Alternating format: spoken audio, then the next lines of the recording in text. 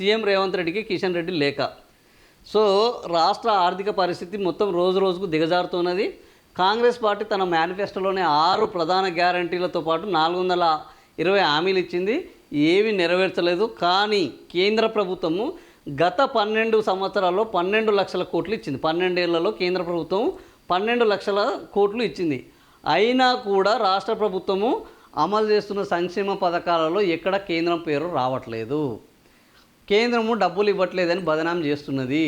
నువ్వు దమ్ము ఉంటే నీ యొక్క ఆర్థిక పరిస్థితి మీద ఒక వైట్ పేపర్ విడుదల చేయండి అని ఎవరు? కేంద్ర మంత్రి కిషన్ రెడ్డి రాష్ట్ర ఆర్థిక పరిస్థితి మీద మీరు శ్వేతపత్రం విడుదల చేయాలని డిమాండ్ చేశారు. ఇప్పుడు బీజేపీ అడిగిన శ్వేతపత్రాన్ని రేవంత్ రెడ్డి విడుదల చేస్తారా? Nothing doing. అసలు కిషన్ రెడ్డిని ఆయన కిషన్ రెడ్డి లెక్క చూడట్లేదు. ఆయన కల్వకుంట్ల కిషన్ రావు అని చూస్తున్నాడు. కాబట్టి ఈయన అడిగిన దాన్ని ఆయన డిమాండ్ చేస్తే ఆయన విడుదల చేసే పరిస్థితి లేదు. ఈరోజు రెవెన్యూ మంత్రి పొద్దున లేస్తే మాట్లాడుతున్నాడు. రెవెన్యూ మంత్రి ఈరోజు కిషన్ రెడ్డి ఇచ్చిన సవాల్ను స్వీకరించే పరిస్థితిలో ఉన్నారా?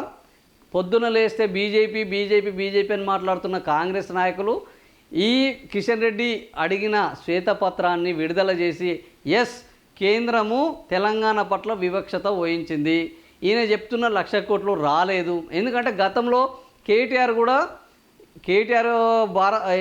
కేసీఆర్ ఉన్నప్పుడు అప్పుడు కేటీఆర్ సమాధానం ఇవ్వడం జరిగింది.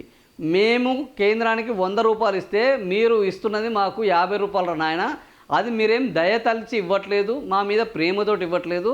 కేంద్రం నుంచి వెళ్ళి విధిగా రావాల్సిన మాకు హక్కుగా రావాల్సిన అవి కేంద్ర ప్రాయోజిత నిధులు, కేంద్రం నుంచి రావాల్సిన జిఎస్టీ నిధులు కానీ ట్యాక్సులు కానీ ఆ తర్వాత సెంట్రల్లీ స్పాన్సర్డ్ స్కీమ్స్ కానీ మీరు గ్రాంట్లు ఏవి ఇవ్వట్లేదు. తెలంగాణకు ఎక్కడ ఎక్స్ట్రా అమౌంట్ ఇవ్వట్లేదు.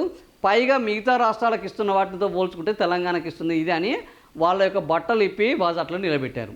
ఇప్పుడు ఈ 2.5 ఏళ్లలో తెలంగాణ ప్రభుత్వానికి కాంగ్రెస్ ప్రభుత్వానికి ఈ బీజేపీ ఎన్ని నిధులు ఇచ్చింది, ఇక్కడి నుంచి ఎన్ని నిధులు తీసుకొని పోయింది, అందులో ఉన్న తేడా ఎంత, మనకు వచ్చిన గ్రాంట్స్ ఎన్ని, ఈ డబ్బులు ఎక్కడ పోయాయి, ఎందుకు వినియోగించాము అని కాంగ్రెస్ ప్రభుత్వం చెప్పే స్థితిలో ఉన్నదా అనేది ఇప్పుడు ఆలోచించాలి.